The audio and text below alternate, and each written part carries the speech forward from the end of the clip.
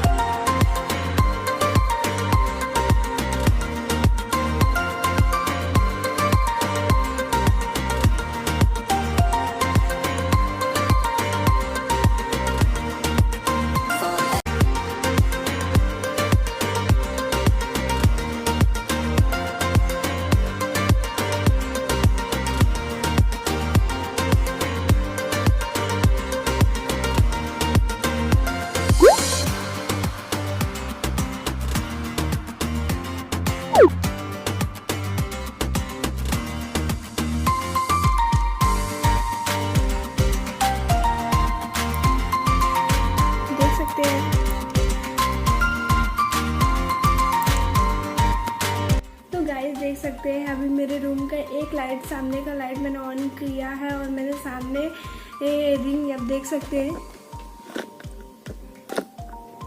ये ट्राइपॉड रखा है रिंग का। अभी देख सकते हैं इसकी लाइट ये एकदम डिम हो गया।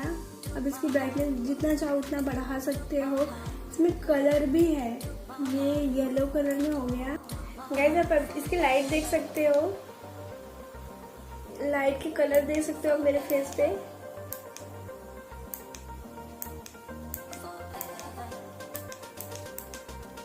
और ब्राइटनेस भी आप आपको जितना चाहिए उतना कर सकते हो, प्लस माइनस।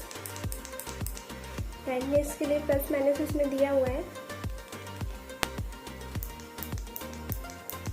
देख सकते हो आप। और कलर भी मैंने दिखाया आप लोगों को।